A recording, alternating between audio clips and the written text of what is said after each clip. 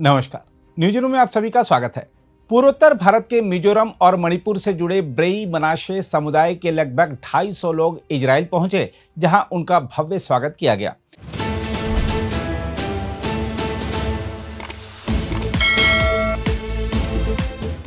रिपोर्टों के मुताबिक यह समूह शुक्रवार तड़के बेन गुरियन हवाई अड्डे पर उतरा। हम आपको बता दें कि यह वही पहला दल है जो पिछले वर्ष नवंबर में इजरायली सरकार द्वारा इस समुदाय के हजारों लोगों को अपने यहां बसाने के फैसले के बाद वहां पहुंचा है। हवाई अड्डे पर सभी का स्वागत बेहद उत्साहपूर्ण माहौल में किया गया। समुदाय के लोग पारंपरिक परिधान में थे। पुरुषों ने हाथ से बुनी टोपी पहनी हुई थी और महिलाओं ने सिर ढका हुआ था। वहां पहले से रह रहे समुदाय के सदस्यों और अन्य शुभचिंतकों ने छोटे छोटे इजरायली झंडे लहराते हुए उनका अभिनंदन किया। इस अवसर पर पारंपरिक धार्मिक गीत भी बजाया गया, जिससे वातावरण और अधिक भावुक और गरिमामय हो गया। इस समूह में शामिल चावी मावी ने बताया कि यह केवल शुरुआत है और आने वाले दिनों में और भी लोग दिल्ली से इजराइल के लिए रवाना होंगे। मणिपुर से भी कई सदस्य जल्द ही वहां पहुंचने वाले हैं। उन्होंने यह भी बताया कि वहां पहुंचते ही उन्हें नागरिकता प्रदान कर दी गई और उनके स्वागत के लिए विशेष आयोजन किया गया। फिलहाल इन लोगों को उत्तरी इजराइल के नासरत क्षेत्र में बसाया जाएगा, जहां उनके लिए रहने की व्यवस्था की गई है। हम आपको बता दें कि ब्रेई मेनाशे समुदाय अपने आप को प्राचीन इजरायली जनजाति मेनाशे का वंशज मानता है। उनकी मौखिक परंपरा के अनुसार उनके पूर्वज सदियों पहले पश्चिम एशिया से निकलकर फारस, अफगानिस्तान, तिब्बत और चीन होते हुए पूर्वोत्तर भारत पहुंचे थे। इस लंबे प्रवास के दौरान उन्होंने कई यहूदी परंपराओं को जीवित रखा, जैसे कुछ धार्मिक अनुष्ठान और रीति रिवाज। हालांकि भारत में 19वीं सदी के दौरान ईसाई मिशनरियों के प्रभाव में इस समुदाय के कई लोग ईसाई धर्म में परिवर्तित हो गए थे। फिर भी उन्होंने अपनी प्राचीन पहचान से जुड़ाव बनाए रखा। इजराइल पहुंचने के बाद उन्हें औपचारिक रूप से यहूदी धर्म में पुनः दीक्षित होना होगा, जो वहां की नागरिकता प्रक्रिया का एक अनिवार्य हिस्सा है। हम आपको बता दें कि इजराइल सरकार ने वर्ष 2030 तक लगभग 6000 ब्रेई मेनाशे लोगों को चरणबद्ध तरीके से बसाने की योजना बनाई है।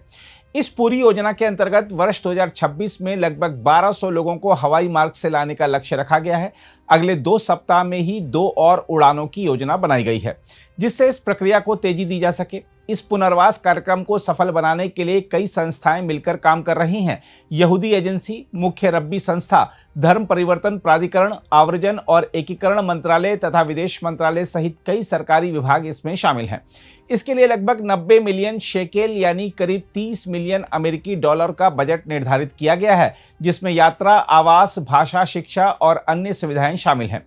इस समुदाय के लोगों का चयन भी एक सुव्यवस्थित प्रक्रिया के तहत किया गया।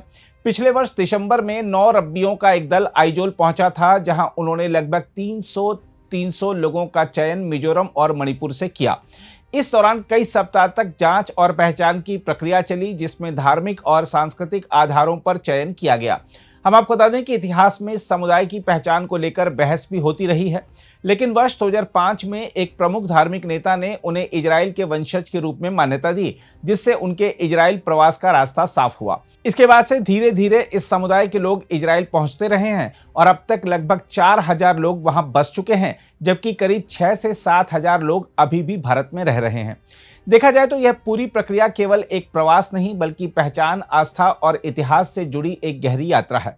ब्रेई मेनाशे समुदाय के लिए यह अपने मूल से पुनः जुड़ने का अवसर है, जबकि इजराइल के लिए यह अपने बिखरे हुए ऐतिहासिक समुदायों को वापस लाने की एक महत्वपूर्ण पहल है।